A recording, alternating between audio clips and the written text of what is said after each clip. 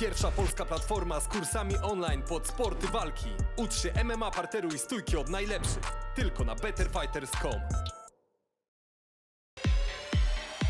Final round. Fight. Let's do a little introduction for those who don't know you. Probably in Poland there will be most of the people, even in our martial arts society. It's a small community, but it's getting very popular here. So you're the founder and creator of McDojoLife, and if you can do a little introduction of yourself. Yeah, for sure. We're good. We're recording and all that good stuff. Yes. All right, cool. Yeah, man. So my name's Rob. I run McDojoLife. I've been doing so for roughly about 10 years now. I call out fakes, frauds, phonies, con men, and pedophiles in the martial arts industry. Awesome. How did all started? I mean, how you started as a martial artist? It was like, did you start as a child, or how it started? Yeah, I started about 25 years ago. It was when I was about 12 years old is when I started.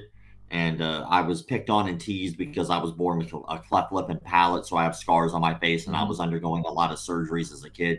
And because of that, you know, kids do what kids do. And it kind And I lost you. let's see, in middle school, I was leaving a gym class. And when I left the gym class, I got jumped by a group of kids, and they beat me. They stabbed me with pencils. I actually still have like a little piece of pencil lead mark on my finger from when I got stabbed during that and all that. And then two teachers stood by, watched the entire thing, did absolutely nothing about it. They just watched me get beat on. And those kids beat me for about 5 minutes. The only reason I know it was 5 minutes was because the bells between classes were roughly about 5 minutes apiece. So they beat me from bell to bell. And then Horrible. after the last bell rang, they ran. And then an acquaintance of mine who has grown up now to be a really close friend, like we're pretty damn close, but he was late to that class, and he walked over, he helped me up, and he walked me to the nurse's office, and he handed me a card, and it was a free trial card for a martial arts class. And he said, "You need this." And when he handed it to me, I was like, well, I probably do need this. So I gave it to my mom. Can you tell again how old are you? Because the video froze for a minute. So if you can tell. No, it's all good. So I am 36. Okay. And when Actually, shit, I think I'm 37. Fuck, I was born in 85. So, I'm 35. So okay, I completely feel you. But when the thing happened in school, how old are you? How old were you? I was 12. Okay. So you were like a really small kid when that happened. Yeah, I was pretty young. I mean, I was a teenage. I was almost a teenager, and so it's kind of weird how life works out, though, man. It worked out for me like that. You wind up giving me a pretty cool career, gave me an opportunity to meet a lot of people I would have never met had I not been in the martial arts industry. Gave me a passion for a job that I care about. So things work out. So what kind of martial arts? The first gym that you went into, what kind of martial arts was it? So I started in American freestyle karate. So Okay. it was more under if you were going to look into it, like the style is a little bit more like Bill Wallace, Joe Louis type karate, Benny the Jet Urquidez. It was basically just kickboxing called karate. I mean, we worked on, we didn't do any kata. Kata wasn't a thing we did in our program. It was very much an application-based system where it was like, this is technique. Now let's spar. Here's a lot of technique. Let's spar again. That was pretty much how it went for me as a kid. And then, I also was working on a system called Lipczik, which is a weapon system no one's heard of. Basically just means I'm good at nunchucks. I'm a purple belt in Brazilian Jiu-Jitsu now, 6-0 amateur boxer, 4-2 amateur kickboxer. I was on an international kickboxing team for 2 years called Team Full Circle, where I traveled internationally and did sport martial arts and kickboxing. Ran a martial arts school for 4 years until I got bought out, which was awesome. And then I ended up starting martial arts business consulting and McDojoLife about 10 years ago. So why did you decided to go to this way, not only talk about martial arts and fighters and techniques, not doing tutorials or anything, but just you concentrated on those phonies, on those fake martial artists? I think that the martial arts industry is flawed. I don't think that there's anything wrong with flaws. I think everyone and everything has a flaw. I think the problem with the industry, though, is there are so many people who have the idea that if you just keep to your own and only worry about your students and only worry about your school and only worry about your art, that's all you need to do. And to me, that's negligence.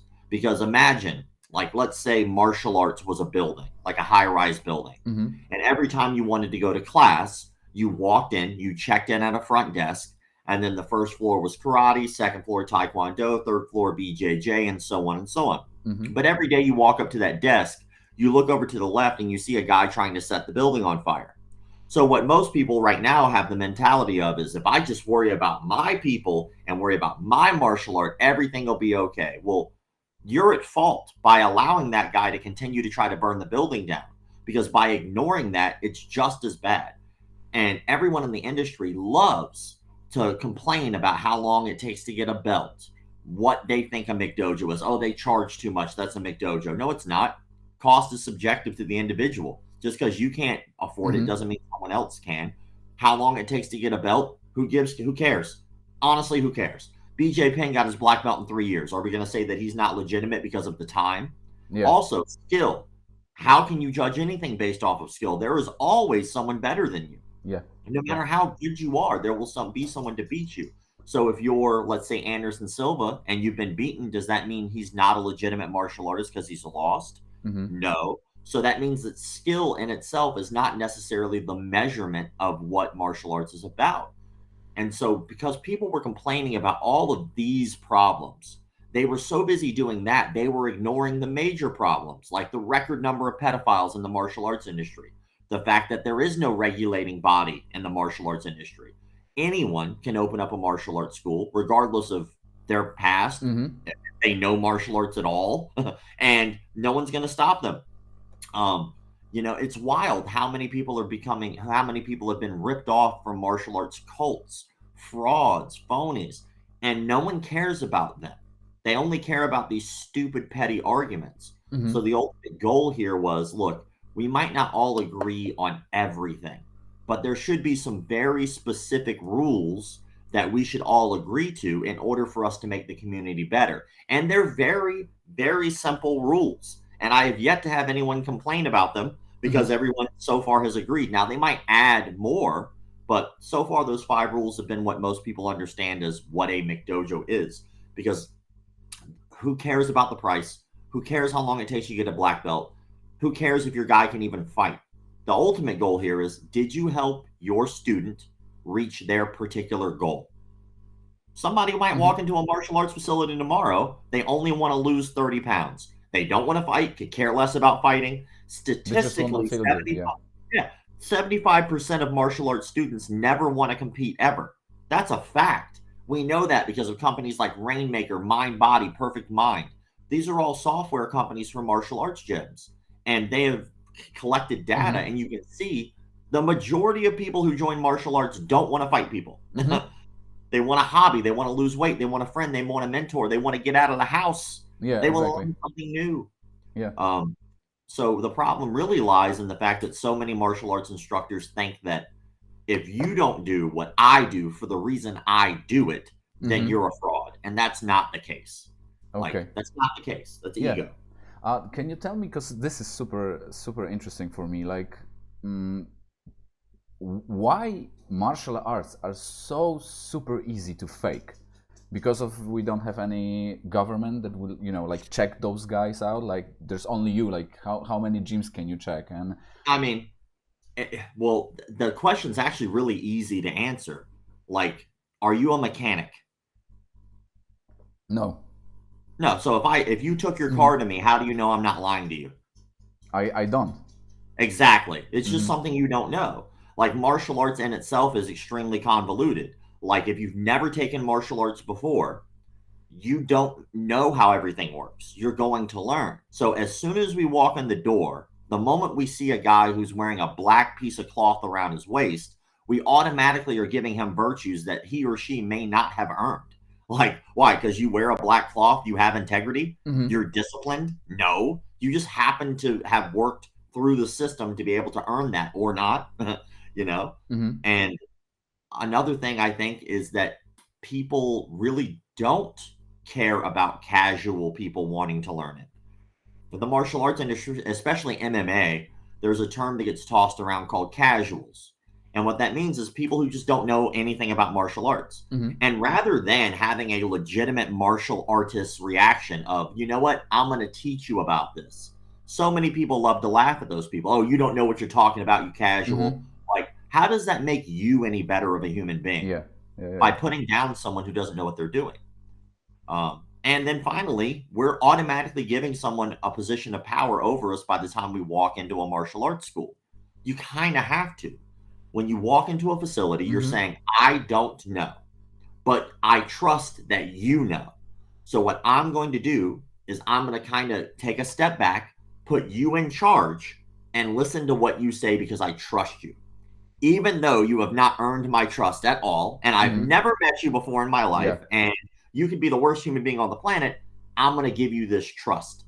And then the manipulation can happen. It's almost ingrained. Yeah, that's very difficult. That's why I wanted to follow up with the question, because there's my friends who has kids, and the kids like 4, 5, 7 years old, that they can start trying martial arts, and they asking me those questions like, how do I know as a father? I've never done any sports at all. How do I know this guy is legit? How I can check him, like, and I'm trying to like explain it, like look closely, like look how he behaves, check everything in the internet that you can, check if he really exists, check this. If you're not sure about the school he went into, like a gym, send it to me. I'll try to figure it out. So this is very difficult. How to help those parents that have like no idea how to expose someone or check if he's legit. Well, there's a couple checks and balances. One, you said, you nailed it on the head when you said check them online. So many martial arts instructors have gone through, like there's a martial arts instructor that I'm calling out right now, like I'm doing a story on. His name is Gary Snap Ferguson. And Gary Snap Ferguson was a police officer. But before that, he was charged with drug possession charge, and he was also charged with like petty theft. That was before he became a cop. And after he becomes a cop, he winds up getting a restraining order against him from his ex-wife, and then he winds up pleading guilty to molesting children. Now, of course, he wasn't a police officer after that, but now he's currently operating and running a martial arts facility where he's teaching people. Like, all you'd have to do is quite literally type his name into Google, and it's like the first 5 pages of all the information about him. So step 1 would be Google their name. If they probably did something bad, 9 times out of 10, there's a story about it. You can find out. But that doesn't necessarily help all of the problems. It just helps the major problems. The real thing that you should be looking at when you go into a martial arts facility is, one, don't just go into one facility. If yourself or you're going to get your kid into a program, go to multiple facilities. My suggestion, take 2 months. And in 2 months, if you have that many facilities, right? It could even be 1 month, just depends on how much you want to look. And twice a week, one at the beginning of the week, one at the end of the week, go take a trial class. It could be a paid trial. You might have to pay for that. There's nothing wrong with that, in my opinion. And actually, to me, from what I've seen over the years, shows a lot more professionalism, because that means that most of the staff is probably getting paid. They're probably able to afford a lot more better equipment. So that's not a bad thing. Or a free trial. Take one at the beginning of the week, because if you've never done martial arts before, you might be sore. And what you don't want to do is take classes back to back to back. Then the first class is great, but all the other classes you can't enjoy because your body's killing you, right? So take one at the beginning, take one at the end, and take as many as you can. Try different styles, because what we fail to remember is people are going to give us advice based on what's best for them, not necessarily what's best for you. So many people in the industry are going to say, what if you ask them, like, what's the best martial art? They're going to tell you their opinion. Well, I think Brazilian Jiu-Jitsu is the best martial art because, but that might work for them, but it might not work for you. So take a bunch. There are probably classes everywhere. And if there's not, good. That narrows your search. All right? Then you go, ask questions. Ask very basic standard questions. Like, for instance, how long have you been doing this? Who taught you? What are we going to be learning? What's the class structure? Are any of you CPR certified? Does all your staff have background checks? All this is very, how do you keep the kids safe? Even better, once you actually attend the class, they're always going to treat you the best on your first day. They're going to treat you like gold because you haven't signed up yet. So they're going to kiss your ass. Let's just be honest. They want you to stay. but pay attention to how they treat everyone else. How they treat you, you'll know immediately. Like, you'll feel that. It won't take long for you to understand how you're being treated. You don't even have to pay that much attention because you're going to know, right? But observe what they're doing to everyone else. Because after you sign up, you're no longer going to be that guy that they're waiting on hand and foot. You're going to be someone in the class. And if they're treating everyone in class great, that's a good sign. Then lastly, the most important question you should ask yourself is this going to help me reach my goals? If you don't have goals, you probably shouldn't sign up. You should have tangible goals. I want to achieve this. Something. Like, for instance, if you want to lose 30 pounds, you can measure that. You can reach that. You can attain that. If they can't help you do that and you don't feel that facility is right to help you with your goals, don't go to that facility. Most of the time, it might not have anything to do with the instructor, but it might have a lot to do with our perception and what we're actually trying to get out of this. So I think that if you do those things and you pay attention that way, you're less likely to fall victim of a fraud.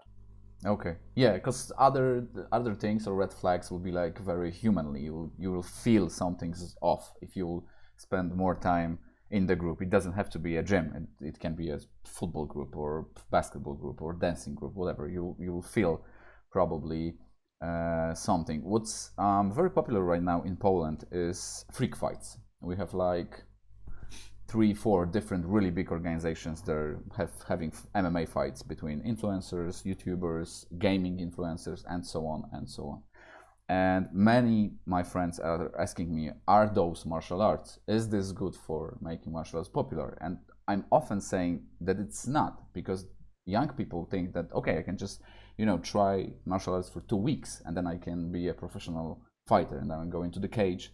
And then I think they won't know that something bad can really happen because you don't know how to defend yourself. You don't know the long way of it. That's why I wanted to ask you that question, because right now freak fights are really, really big in Poland.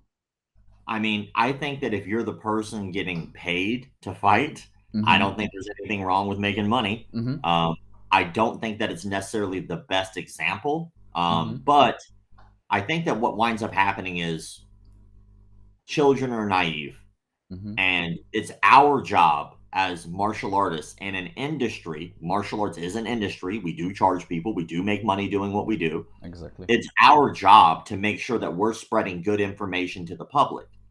We can't do that by shitting on something else. If you really want to spread good information, you can show the bad. But after that, the most important part is you got to show the why. Why is this bad? The whole old school mentality of a parent saying, I told because I said so, doesn't work, because kids aren't as stupid as we make them out to be. They're learning. And the only thing they're learning is what we give them. So if we said, this is bad, why? I got nothing. It's just bad. Like, the kid's not. But if we really want to influence our kids, what we should say is, this is bad because, like, these people have a different life than you. For instance, a YouTuber who's making hand over fist money every month, that's awesome for him. Congratulations. How many didn't make that? Like, okay, well, you understand that this particular YouTuber might have all this time now to be able to spend 8 hours at a gym, to have a dietitian, to have a strength and conditioning coach, to have some of the best access in the world to the best coaches. What about the people who don't have all that? Well, if you're starting from zero, what would be best for you? Not what's best for them. Yeah, certain YouTubers are doing great. They're making hand over fist money, and that was the path that they chose, and that's a path that they worked hard on. It's not for everybody, So making sure that children understand, like, look, what is your actual purpose here? What do you want out of this? And making sure that they understand that just because you got into a fight that wound up on YouTube doesn't mean you're going to be rich. It just means you did a video for YouTube. Yeah, because I'm not like against it, because we have an open market. It's a democracy. You can, capitalism and everything. If someone wants to watch it, someone wants to pay for it, that's okay. That's okay with me. The problem I have is like this people will say, like, if he could do it, I can do it. And I trying to say to those people that, like, fighting with a professional fighter who has done it for, or she has done it for more than 10 years, it's way different than the fight that you just watch on YouTube. This is martial arts. this is not martial arts. That's way Well, I different. mean, the proof is in the pudding. The proof is in the pudding. If anybody really wants to know, like, it's not hard. If you really want to know how well you would do, go to a gym. Just go to one Exactly. class, and it will change your perspective of how this works. I recently did a video about a kid who was posting videos on his Instagram, and he started to get really popular. I saw And it. That's a his great goal, example. his goal was to get internet famous through martial arts training, and primarily so by 100% training online only. Then he was going to take an amateur fight by only training online. That was the premise of his channel at first. So I contacted him and I was like, well, if you're serious, let me reach out. I know a fight promoter and we'll get you set up with an amateur fight. And he accepted. And that kind of threw me back because I thought the kid was just trolling. I thought he was just playing around. I was wrong. He was serious. So I was like, uh-oh. Now I'm fairly concerned about his health. So I went down, met up with him, and we did spar. I was not trying to hurt him, very politely sparring, barely touching him. And I think that changed his outlook about things because I went there not to hurt him like most people want online. I went there to try to help him. Yeah, And you talked him, about those comments that everyone wants to just go there and just beat him up. Yeah, like what good does that do any of us? Like it makes you feel good because you're an asshole because you want to beat up somebody who doesn't know what they're doing. Like, how does that help anyone? You know, that goes to show that there's not enough care on this planet, I think. I think that it's really sad, like we're talking about children. It's sad that when I grew up, and I'm sure when you grew up as well, I didn't have the internet. It was like a thing that you had like in our teens, you know, like by the time I was like getting into my teen years, the internet was a thing. You know, I had AOL dial up and it was all chat rooms and it was really fun. And like basically all you did on the internet was you watch porn, you downloaded illegal music, and you talked to each other online. Yeah. That's what everyone did online. Exactly. And then now it's become this tool to manipulate people. And I think children don't understand how easily manipulated they really are because they've been convinced that by becoming an influencer, you're in charge of you. No one's in charge of you. That's bullshit. There's always someone in charge, right? It feels good, but I promise that moment that you say or do something that is inappropriate for a channel, it's going to get taken down. And then you'll realize how little control you really have. But the other thing is that these children are growing up with internet access immediately from the womb. So they're learning how people are communicating with each other online. That's like some of their first communication with people now. It's not necessarily these conversations you're having out loud. You're reading all the garbage that people write, all the hate, all the arrogance and the ignorance, the racism, all that is right there at their fingertips. And that's what they're learning first. And what I've noticed is these kids are starting to get really big egos, but really little common sense. Really big in the fact that they think they could be charismatic and they can get out there and be outgoing because that's what they're saying online. That's how they think people interact all the time. But then they're failing to remember things like empathy and caring, having some dignity for yourself, ignoring people who say stupid things. Like, so we have this generation coming up now who's operating online where their communication is so foul they don't understand that that's not regular behavior. That's behavior of people online who are spewing their hate because they would never say that to you in real life. This is almost like other people's therapy. And I feel bad for kids nowadays because as they grow up, they might not necessarily understand the difference between a healthy dialogue and conversation and what people say on the internet while they're hiding behind a screen. Real life is much different. You know, like people will punch you in your face when you say or do certain things. I'm not saying that that's justified, but I'm saying that's the real world, you know, and online, that's not the case. So when I went to go talk with this kid, it just made me think about all those things. Like he's just misguided. And we have the opportunity as martial artists every day to help people. Maybe that's what we should put our investment in, helping people.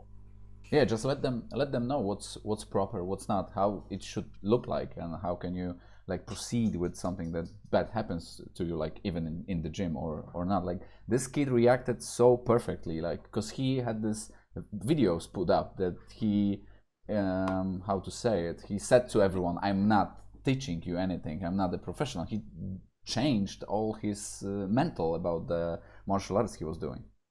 Yeah, I think that people are so used to not seeing someone care that when someone does, it really throws them off. Yeah, it's You like know, a like system shocked. Like yeah, it's like, oh my God, what happened? You're being polite to me. Weird. And like, don't get me wrong, when we did talk, there were definitely moments because that we were out there for 5 hours and I was chopping that into like a 20-minute video, right? So, but while we were out there were definitely times where we had arguments and there were definitely times where it got heated. It never became physical. It was always a conversation. And at the end of the day, it was just good dialogue. There's so much that you can do with other people if you just take the time to listen to both sides. And hell, you might not even agree with them. That's okay. There's nothing wrong with disagreeing with people. But that's another issue I guess we have in the internet age where it's like if you say one thing that someone disagrees with, it doesn't matter if you cured cancer and AIDS. Oh, well, you did one thing I don't like, so I can't like associate with you. Like, why? People are people. If you expect people to be perfect 100% of the time, you will always 100% of the time be disappointed. Yeah. No one's perfect. They are going to make mistakes. It's just a matter of what is your perspective. Are you there to like just push people off to the side and not give a damn about them, or do you have a little care, some empathy for them? You know, it was a great, because I watched the video. It was like a great sensei student moment because he like really understood it. Also, you got this. You rated him with the Miyagi thing, not the Dillman or Dukes. And what was the worst case you had? Like, what was the worst case that you tried to change something and it didn't go that well? So there's a couple things, man. So if anybody knows me or knows my channel, I always do try in some way, shape, or form to reach out to the frauds. 9 times out of 10, they don't want to talk to me. They already know my reputation. They already don't want to put themselves out there like that. But sometimes they do interact. And there have been certain times, like there was a case where a gentleman, I do not remember his name off the top of my head because there's a lot of names running through my head right now, but I'll think about it. But this gentleman was stalking and harassing a woman. Now, the odd thing is that this guy is a black belt in the Renzo Gracie organization, Carl Massaro. And Carl Massaro was dating a woman named Maggie. Now, Maggie and him were dating before she joined martial arts, but he was already in martial arts. Then she eventually did join a gym. And then while they were still dating, he still was doing things like stalking and harassing her. Multiple sources, police reports, text messages. I even had text messages from black belts in the organization who called him Creepy Carl because they knew of his behavior. It wasn't new. Okay. And so he went on, or she went on later after they had broken up several years later and went on to a podcast and talked about her experience while dating Carl. And she said a lot of things that were fairly disturbing. And he went online as a rebuttal and said, no, I did not stalk or harass her. They're lying. He just called denied everything. Liars. And I was like, okay, well, let's find out what the truth is. So I did what I do. I reached out to him. I reached out to the women because there were 3 women on the podcast and Maggie. One of the women on the podcast had a similar experience with Carl. And then I reached out to Carl. Carl sent me a 4-page letter that was his response. And it was very detailed, like bullet point detailed. And I read the entire thing, right? That was his opportunity for his response, his public statement. So he typed it up, sent it to me. I was like, okay, cool. Maggie and those girls sent me a Google Drive full of evidence. He had absolutely no evidence on the contrary of what they were saying. Everything they said, they backed up with evidence. I have all of it. So clearly these women are telling the truth. And even in his response, he blackmailed her in the response letter, which was dumb. He threatened her to release like private videos, all this in his public statement. So I was busy traveling and I hadn't got to that video yet to making it. It takes time to put these things together. So within 2 weeks of him sending me that letter, he had his lawyers send me almost like a cease and desist letter. And I read it and I was like, all right, well, I'll send this to my lawyer, who is awesome, Craig. So I sent it over to him, and then he was like, yeah, there's really nothing to worry about. He was like, this is just kind of a threat, and it was like, in all honesty, if you just do what you usually do the way you do it, you'll be fine. You'll be I was fine. like, all right, cool. So I wiped my ass with that letter, and I posted it. I was like, yeah. Here we go. Yeah. Could care less about that letter, right? And I posted up the video, and I posted up the truth. I gave him an opportunity to come on and speak with me and have an open dialogue. He chose to not do that. Mm-hmm. All the ladies came on and had a conversation with me, very open about what they had to say, very honest, you know. Some of the things that they said, I even questioned them. I was like, why would you do that? That doesn't make sense. But that's called being fair. And at the end of the day, this guy was a huge piece of crap. And I tried so hard to give him an opportunity to tell the truth, and he could not do it. And then even after he's sending me a public letter of his statement, even then he tried to send me a letter of cease and desist from a lawyer. Like, dude, your lawyer sucks if you think that you're going to threaten me that way. Like, that ain't going to happen. Yeah. Like, I get death threats. I get all kinds of crap. You think that letter's going to bother me?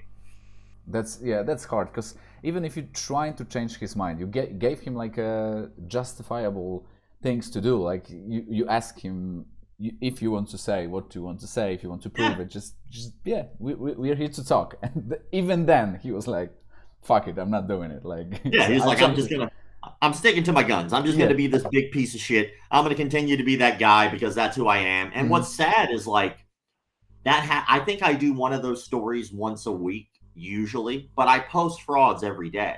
So this is like a never ending like train of like issues in this industry.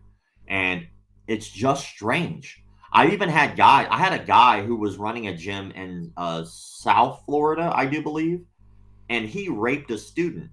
So he was a nurse, I think, by day, and he ran his martial arts studio in the evening. And so he wound up convincing like a younger student, not a child, but a younger adult, to come and meet with him at his like place of work, which was in a hospital. And they have like what's called an on-call room. And an on-call room is like if you are on call and you pretty much just like have a place to sleep and relax until you get called, then you go to work. And so he was on call. He had her come literally in the daytime to meet him in this hospital. She goes into the on-call room. He barricades the on-call room with a gurney, like that happened to be in there. He barricades it, rapes her. There are cameras pointing in the hallway that see them going in, and then her running out. She immediately calls the police. The police meet up with her at another hospital to check what had just happened. And during that time, he was sending her text messages over and over and over again. And finally, he calls her, and the police were like, "Answer it." The police listened to him telling, like, begging and pleading, like, "Oh, don't tell other people about this. Like, let's keep this between me and you. It'll never happen again." Basically giving a full-out confession. So I do the story about this guy, and as I'm researching him, this asshole follows my page. He knows all of these stories of people who have done exactly the same crap he's doing, and he still learned nothing. Still did it.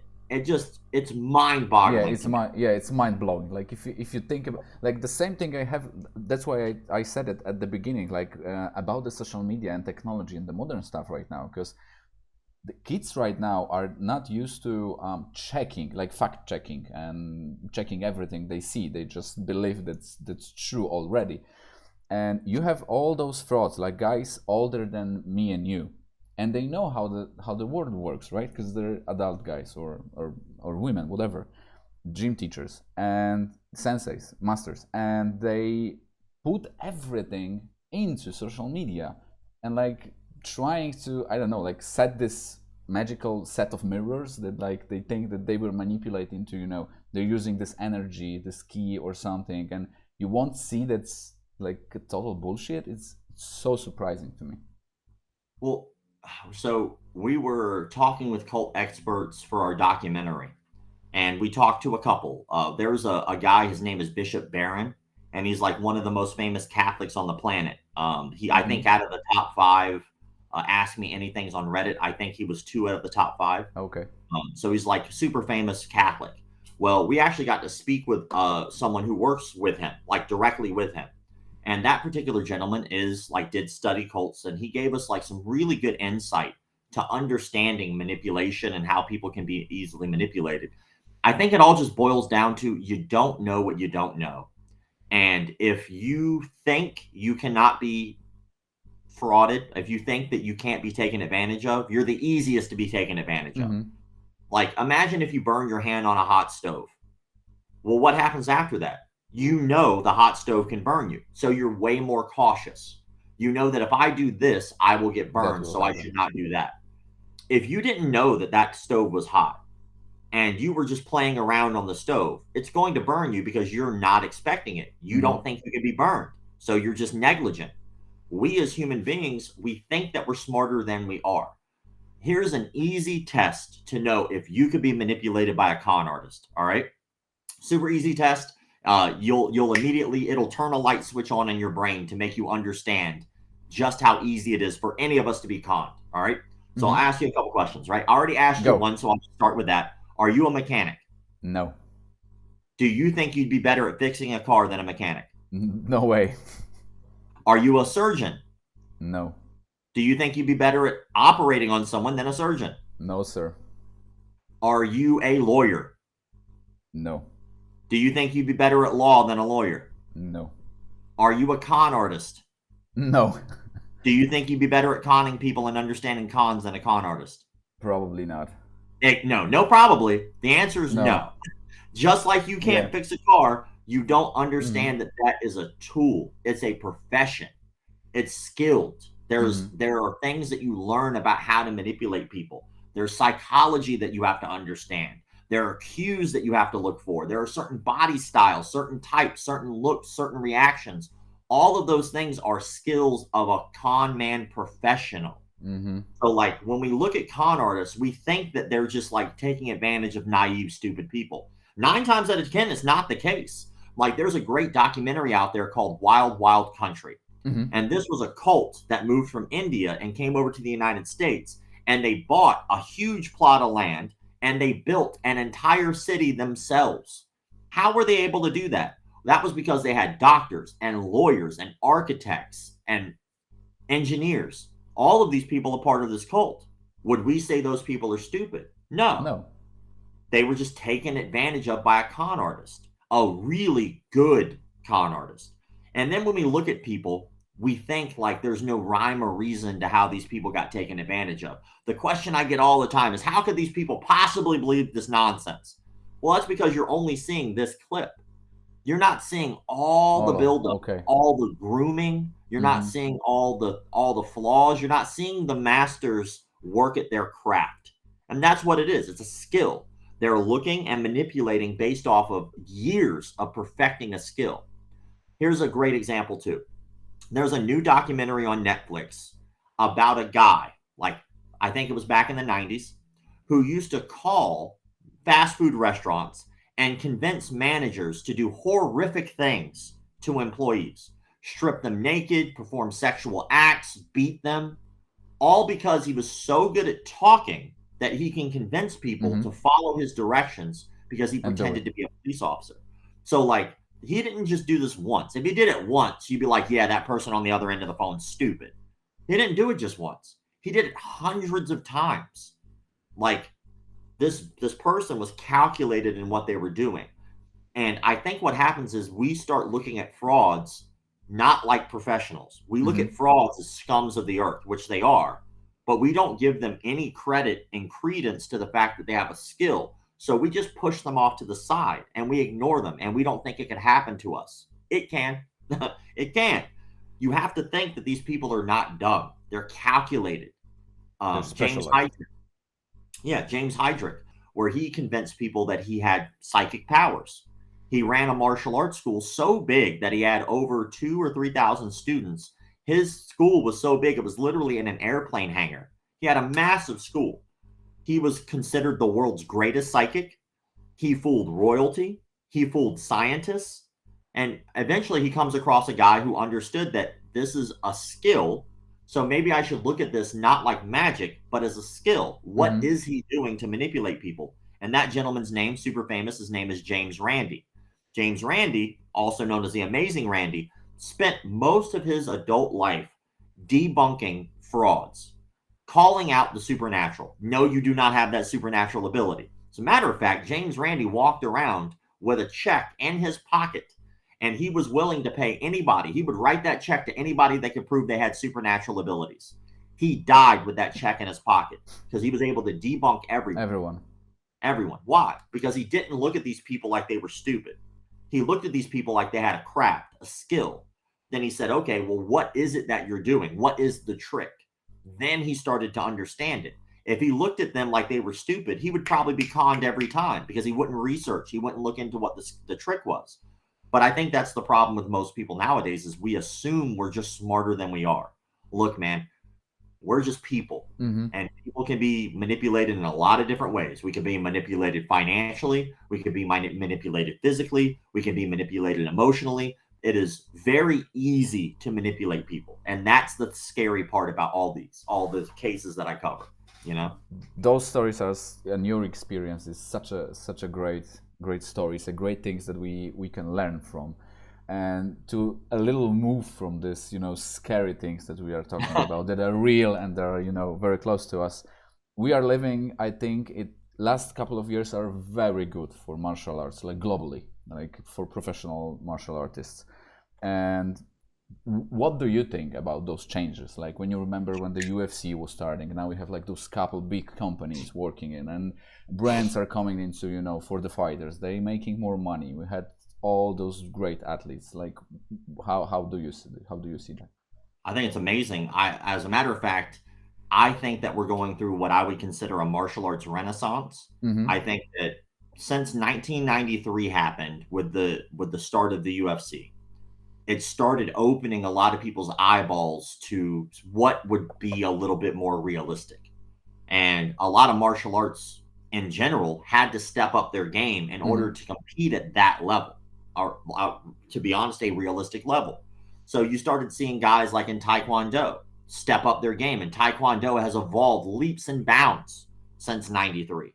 And not just like application, but because these guys wanted to push harder because all these other martial arts were pushing harder. You have things now like acrobatic kicking, like what the guys call tricking, right? And it's like these guys can fly.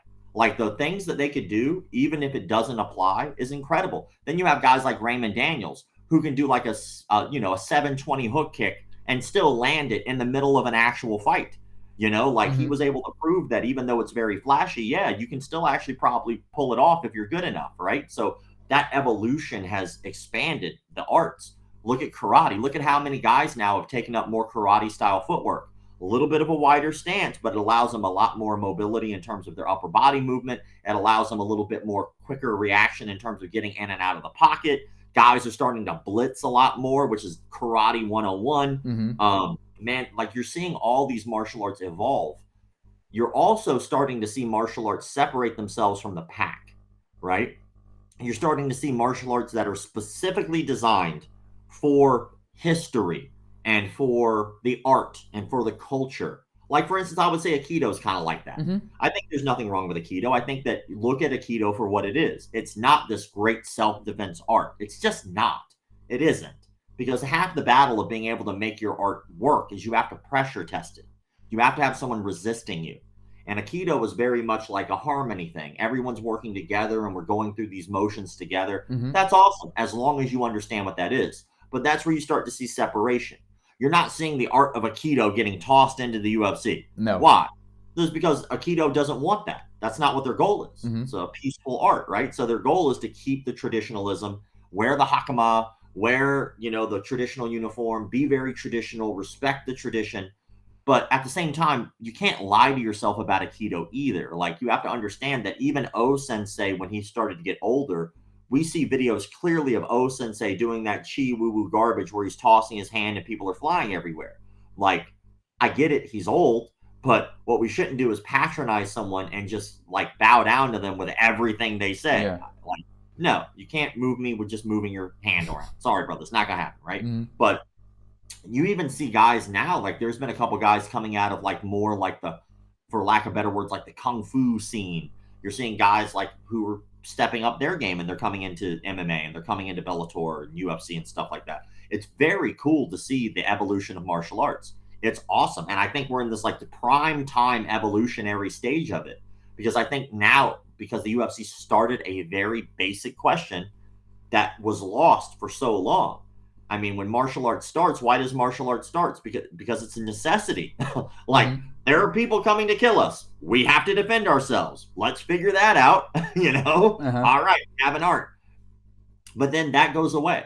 That's not as relevant. That's not a part of most of our day-to-day lives of having to defend ourselves every day. And if you're defending yourself every day of your life, get either a new job or get a new neighborhood.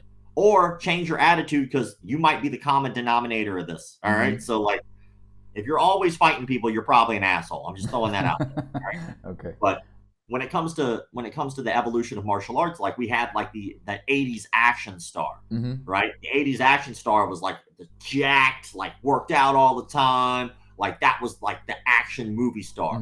But that's gone now. Why is that gone? Because all of that we look back at, we can laugh at, because we understand that most of that's just not real. So it doesn't hold the same weight. It doesn't impact us the same way.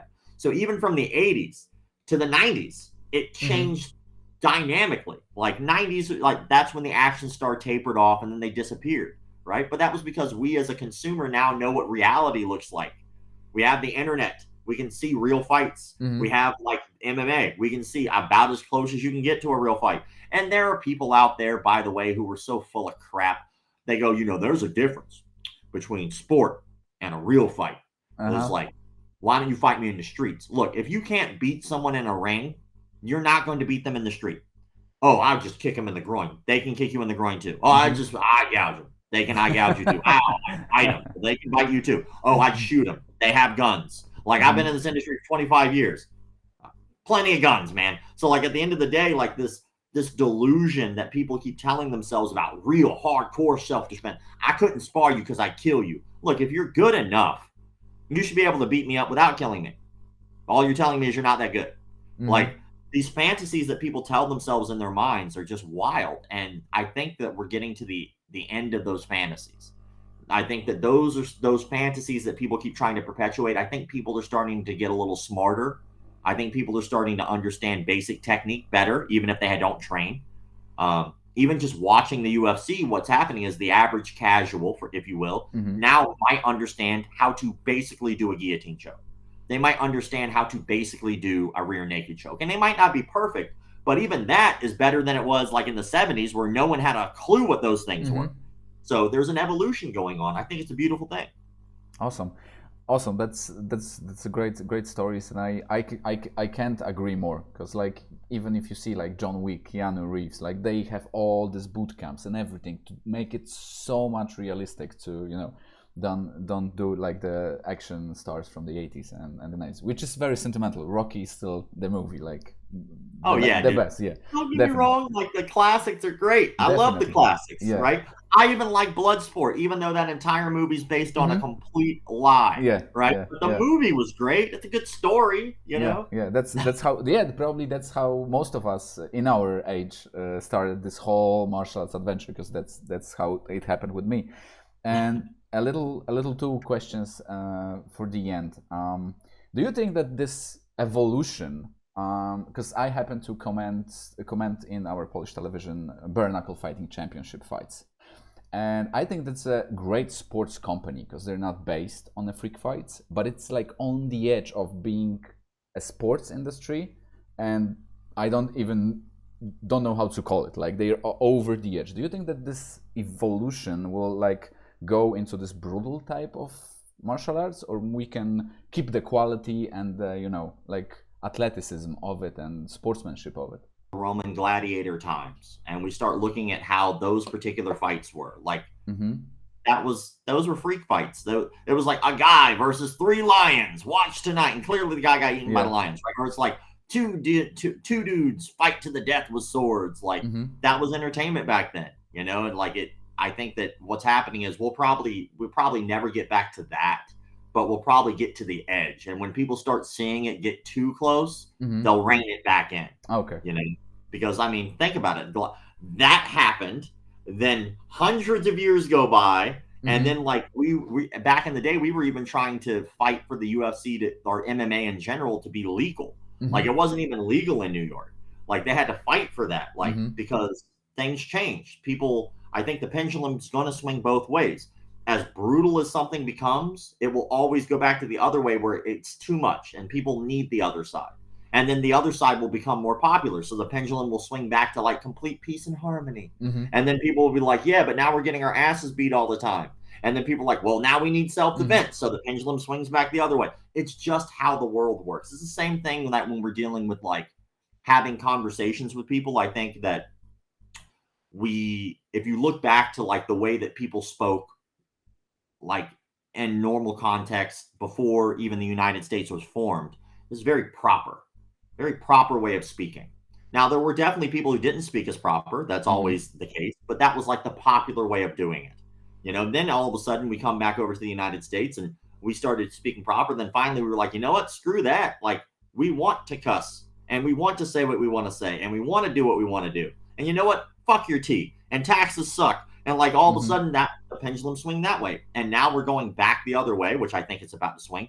Then it was like, well, you need to regulate your speech because you're going to hurt people's feelings. And then now the pendulum's swinging back the other way where everything people say is offensive. So now people are like, well, maybe there's a happy medium in here. You know, maybe we can say fuck you and maybe we can also give someone a compliment. And sometimes fuck you is needed and sometimes a compliment is needed. It doesn't have to be one or the other, you know? Yeah. I foresee it just always going back and forth that way. That's just my observation. Yeah, that's I think it's a good information for all of us, and it's very hopeful because, like, I think that, like, I will stay with bare knuckle fighting championship. I think it's very entertaining, and the guys and women fighting there are super skillful because they're like former boxers, former MMA champions, and so on and so on. But it is a little gruesome for someone, but I think it's on the edge, and we'll see how it. Yeah, I mean, I think that it'll get real close. It'll start creeping a little bit too much. And I'm starting to see that more overseas now. Overseas is really starting to take advantage of it. There are some promotions right now. I've seen one promotion that makes me sick. There's like dudes fighting bare knuckle, and they're in like a garage or something, like in a parking lot, and they're fighting on concrete. And, you know, like, I don't know if anybody's aware of this. It's like King of the Street or something. Something like that, yes. And they're fighting with shoes and they're fighting on concrete and a guy gets knocked out and he hits the back of his head on concrete. He goes to sit up and the guy kicks him in the face and he hits his head again on concrete. That's how people die. Yeah. Like there's a reason, like at least here in the States and, you know, overseas has a few of these as well, but we have athletic commissions and those athletic commissions are there to make sure that things are as safe as possible. Like if you just let people fight to the death and you allow that to be put online, like, yeah, there's going to be a lot of sick people out there who want to watch that, but how does that benefit anyone? Like that, first of all, that's not going to help you mentally to see people die over and over again. It's not healthy. It's not good for you. Secondly, it's going to just give you this insatiable bloodlust that's the thing that entertains you now. And then nothing else is going to compare. So now you need more people to die. It's like, it's a wild thing. Like, it's weird, man. I don't think that it's healthy. And obviously it's horrible for fighters. And what are you fighting for? There is no way in hell that those guys are making enough money to make up for the damage that's happening to them. You know? No. Yeah, I got disgusted first time, like after a very while, when I saw this slap face championships on TikToks and those people like those swollen faces and everything, and it's completely like we don't need it. Like it's stupid. I don't get it. Like I watched, you know, a couple of the clips fly through my Instagram feed, and I'm like, why? Like I personally don't get it. And then I think Dana White said something the other day about like, you know, boxers are getting hit in the head hundreds and hundreds of times during their fights. These guys are only getting hit a couple times. Yeah, but the difference is those boxers are trying to defend themselves. Yes. The goal is to not get hit, not just stand there and take a full-blown shot to the head. I saw one that's been going viral the last couple days of a guy whose whole side of his face was swollen. If I had to guess, it looked like his jaw was broken. It was bad. Facial nerves destroyed because his face was like going down. So probably a lot of horrible stuff. Yeah, and it's like me personally, I don't see the entertainment in it. Like, I don't. Now, I did see one where I was like, I'm all about that. It was the ass slapping fighting championship. I'm all about that. two ladies, nice booties, everybody's getting slapped. I'm like, you know what? This just seems like good, wholesome family fun. But like, they're not like brutalizing. I don't know. There's a fine line. But then again, these people are adults. If that's the path they want to walk, if that's what they think is in the cards, hey, you do you. It's something. It's not illegal. It's not hurting anybody else. It's just hurting you. I say do it. But I would say don't breed if you're that fucking dumb. Like, just to stop populating. We don't need any more stupid people. We got plenty. That's just my opinion. So the last question is mixed martial arts a different martial arts, or is it just a pipeline or a trigger to mix everything together, or just got interested in martial arts overall? Mixed martial arts is just a sport with rule sets. That's it. Okay. And if you look at the root word, like I've had some people have been bringing up this conversation a lot, trying to say that mixed martial arts in itself is a martial art. It's not. It's really not. Like, there are guys out there who are doing stuff that is traditional karate. There are guys pulling from Taekwondo. Almost everybody's pulling from their particular backgrounds. Look at Kayla Harrison. She's pulling from her judo background. Look at Ronda Rousey. She was pulling from a judo background. Look at, Anthony Pettis pulling from a Taekwondo background. Look at Duke Rufus and all the guys that he's producing, and he's allowing them to understand the arts that they came from are awesome. Don't stray away from the arts that you have, because they are what make you unique and more dangerous. So there's just so many opportunities out there for people to keep evolving. And I think MMA is going to be the same. I think that it in itself seems to have a pattern. It seems like if you go into MMA, you have to know Brazilian Jiu-Jitsu. You don't have a choice. If you really want to excel, you really need to have a good wrestling base. Seems like wrestlers are probably the top dogs in terms of base. Then you have to have at least a decent striking background. But you're seeing guys like, we'll go back a little bit. Look at Edson Barbosa and the fact that this dude was such a good, striker, and he was able to use that to his advantage. Look at Michael Venom Page, sport karate background, and he was just eating people alive because they weren't used to seeing that. Wonderboy Thompson. If you put up Michael Venom Page and you put up, let's say, Lyoto Machida, you would not be able to tell that both of those guys are participating in the same sport, because they fight so differently. And they're both karate guys. The difference is that one's doing more sport karate and another one's doing a little bit more of a hardcore traditional style karate. Not really, he doesn't move like a sport guy does, and then take Damian Maia, put him in there. If I put you and Michael Venom Page and Damian Maia, you're going to be able to tell me you can tell that this is the same sport? No, you're going to be like, what's going on? Yeah. Like, this guy's really trying to grapple this guy's. You'd get like more like UFC 1, contrasting styles. But I think that what it does is it allows a litmus test for people to play. And I think what will happen is eventually there'll be techniques that are just standard. And who did this? Boz Rutan, Dwayne Ludwig, Trevor Whitman, and it's killing me. I'm forgetting the last name. But anyway, they came together and they invented this thing called the Tao of MMA. And what they did was they took like this book called Fightnomics. Have you ever read Fightnomics? No. If you gamble on MMA, read Fightnomics. Okay. If you're a coach in MMA, read Fightnomics. Hell, if you're in general interested in anything that has to do with martial arts, read this book. It is fantastic. And basically what it did was this book kept statistics from UFC 1 to 100. Everything. And they kept things like, here's one that came out of the book. It's the only submission where the odds of you getting it go up as the rounds go on. Triangle choke. Yeah, triangle choke, basic. Why? Because the person's in your guard. Normally, when you keep good posture, you're pretty safe from it. But as the rounds go on, you start slumping down. You start getting tired. Yeah. And it becomes easier for you to and you're laying on your back. So you're chilling. While you punch the face, but you're able to relax a little bit enough to be able to get that explosive movement. And one submission, the highest submission, the submission most likely to land has a 50% chance of landing, which is a rear naked choke. It's the highest percentage submission that there is. So chances are good if you get to someone's back and you start shooting rear naked chokes in, you're going to get it eventually. So but this book kept stats of that. It kept stats of everything, even technique. So what they did was they looked at this book, they read through it, and they were like, man, there's a lot here. They started studying MMA based off of numbers and statistics, kind of like Moneyball. and they started looking at these techniques work. They are proven to work. So why aren't we using just the ones that work? Why are we playing with the ones that don't? And so they started developing an art and a style based off of that, or at least a concept. And I think that that in itself is smart. There's an evolution there.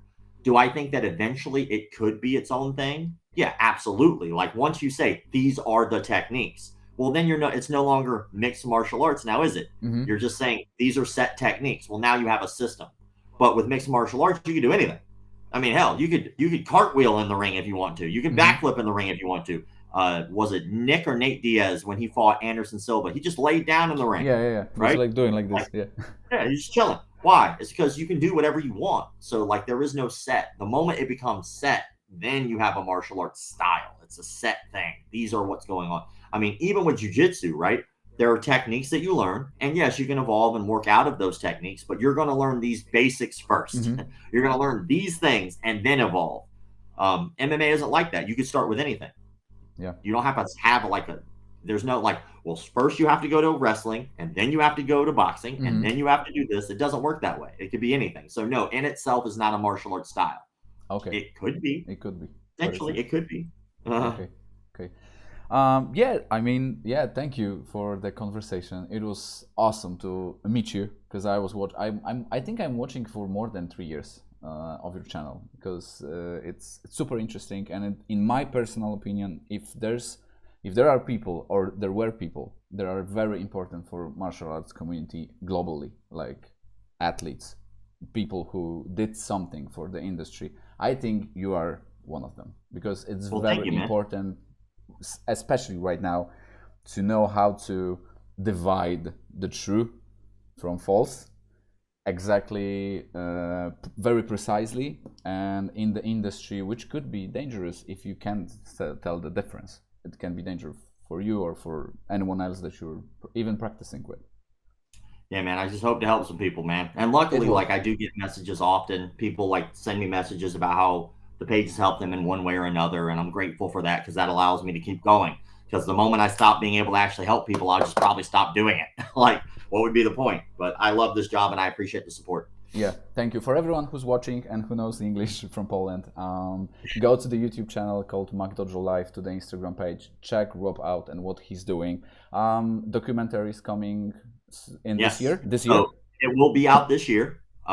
So we are right now. There is a deal we're waiting to be signed.